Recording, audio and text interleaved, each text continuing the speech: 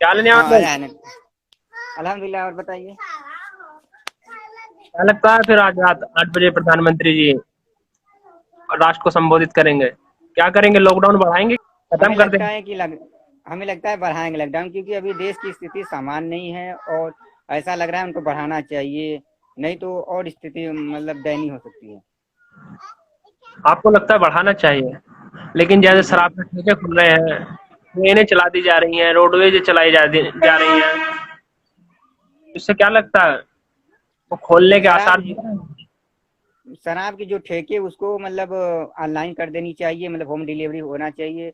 और उसके लिए भीड़ नहीं रहे, मतलब साफ नहीं कर दे, मतलब वो होम डिलीवरी वो फोन से करे उसको, मतलब जैसे कि दुकान पर जाकर ना खुले, उससे मतलब वायरस को फैलने का खतरा हो सकता है। और बाकी चीज जैसे कि कारोबार वो खोले, मगर मतलब लोग ज्यादा ना रहें, कम रहें तो बेहतर रहेगा।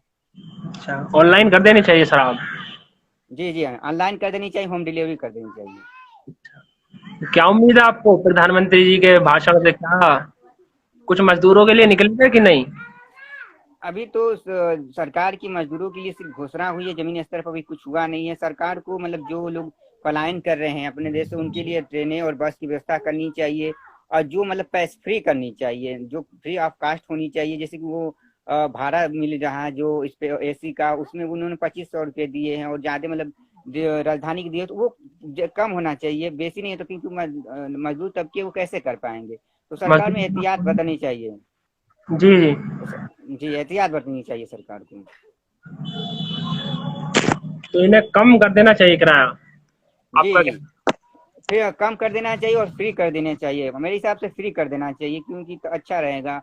और जो मतलब जो जोन है उसमें व्यापार को चालू कर देनी चाहिए, नहीं तो और स्थिति दयनीय हो सकती है, भुखमरी के कगार पर आ सकता है। और जो आईसीएमआर की रिपोर्ट कहती है कि मतलब जून और जुलाई में मतलब वायरस और फैल सकता है, तो सरकार को और उसकी बेहतर व्यवस्था करनी चाहिए, नहीं तो और स्थिति दर्दनाक हो सकती है देश के लिए। जैसे 3 बार मोदी जी लाइव आए हैं, एक बार थाली बजवाई है, एक बार दिए जलवाए हैं, इस बार क्या लगता है टास्क मिलेगा कि नहीं? अब तो ये तो उनके भाषण पे मालूम चलेगा कि वो देश के लिए क्या कर सकते हैं, और लोग मतलब देश की जनता उनको समर्थन दे रही है, तो मतलब वो कुछ कर सकते हैं, उम्मीद है। कर सकते हैं। देश के होम मिनिस्टर श्री अमित शाह जी के बारे में क्या कहना है आपका? वो तो उनका पता ही नहीं चल रहा है, उनको आना चाहिए, जिस तरह वो चुनाव में आते हैं लोगों को संबोधित करते हैं, तो वो गायब है। एक तरफ से गलत संदेश जा रहा है, देश के गृह मंत्री होकर देश की स्थिति जो इस समय कोरोना वायरस की वजह से मतलब बेकार स्थिति हो रही है, उनको लिए देश को संबोधित करना चाहिए, देश के लोगों को, जनता को हौसला देना चाहिए, उन्हें आना चाहिए और मीडिया के सामने अपने देश की स्थिति को संबोधित करनी चाहिए, जिस तरह प्रधानमंत्री मोदी जी कर रहे हैं उस तरह उनको भी आकर करना चाहिए। क्या लगता है आपको ये कोरोना यहाँ तक पहुंचा, इसके लिए कौन जिम्मेदार है? सरकार की इसके पब्लिक? लिए इसके लिए सरकार की नीति जिम्मेदार है, क्योंकि ये वायरस 31 दिसंबर को चीन में आ चुका था, और इसको मतलब फरवरी में ही मतलब जो WHO ने उसको महामारी घोषित कर दिया था। तो उन्होंने जो फ्लाइट से बाहर से आ रहे थे उनके लिए उन्होंने व्यवस्था नहीं किया, चेकअप नहीं किया। अब चेकअप अभी भी चेकअप बहुत कम हो रहा है। अब तो चेकअप मतलब 30-35 हजार मतलब डेली हो रहे हैं। इनको 1 लाख 2 लाख कर देना चाहिए, और जो उन्होंने व्यवस्था उस समय नहीं की एयरपोर्ट पर बाहरी वाले लोगों की, इसलिए अब फैलाने तो पहले हमारे देश में नहीं थी। पहला जो रिपोर्ट बता दी कि पहला केस 30 जनवरी को हुआ था, और हमारे हमारे प्रधानमंत्री जी ने 22 जनवरी से लॉकडाउन शुरू किया है, 22 मार्च से किया है। तो उन्होंने थोड़ा लेट कर दिया, इन्होंने लॉकडाउन किया तो सही किया, बट इन्होंने देर करी, इनको बहुत पहले कर देना चाहिए था। कुछ लोग नमस्ते ट्रम्प को जिम्मेदार ठहरा रहे हैं, आपको क्या लगता है? नमस्ते ट्रम्प हमें तो अच्छा था कि कोरोना लेकर आया था? नहीं, अब इस पर हम तो कुछ नहीं कहना चाहते। नमस्ते ट्रम्प ये तो कुछ लोग कह रहे हैं अच्छा भी है, कुछ लोग नहीं। रिपोर्ट अब ये तो चेकअप होगा, रिपोर्ट होगी, उसके हिसाब से कह सकते हैं।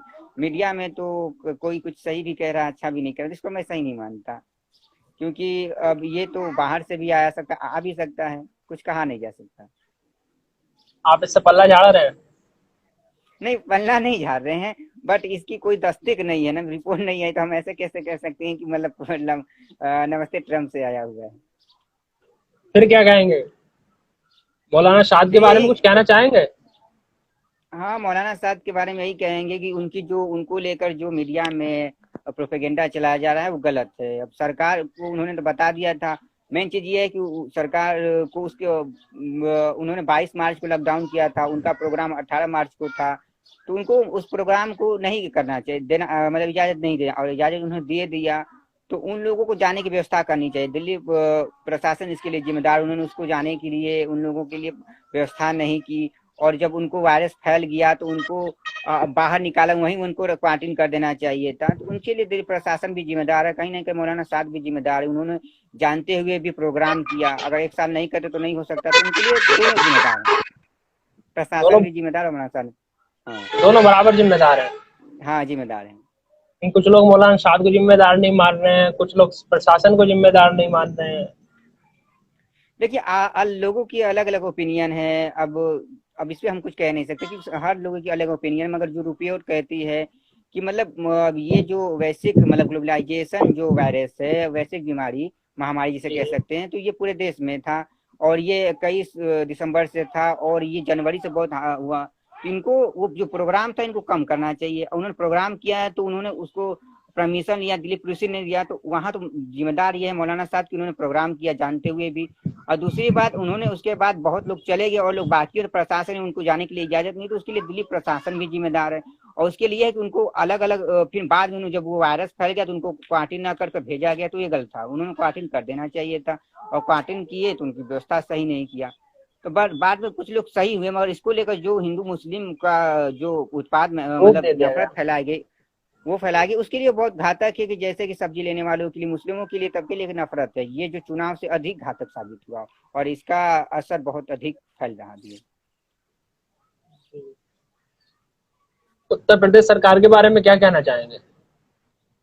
उत्तर प्रदेश आए दिन ऊपर जा रहा है, हाँ कोरोना उत्तर मरीज प्रदेश, ज्यादा पहुंच रहे हैं। हाँ हाँ जी, हाँ ये है कि उत्तर प्रदेश सरकार तो कर तो रहे हैं, इन पर इनकी बस बातें सिर्फ ऑनलाइन ही है, जमीनी स्तर पर कुछ है नहीं, और कर भी नहीं रहे हैं सही, क्योंकि उनको जो जमीनी स्तर पर करना चाहिए, जैसे प्रशासनिक में जैसे हर एक जिला को डीएम को निर्देश देना चाहिए कि जहाँ जहाँ जैसे green zone, red zone, orange zone हो, तो वहां से आना जाना ना हो, और आना जाना हो तो बिजनेस के लिए हो, मेडिकल के लिए हो, तो इसके लिए उनको व्यवस्था करनी चाहिए।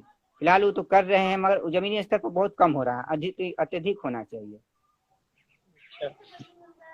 आपको क्या लगता है ट्रेन से मजदूर जो जा रहे हैं कोरोना वायरस फैलाएंगे कि नहीं?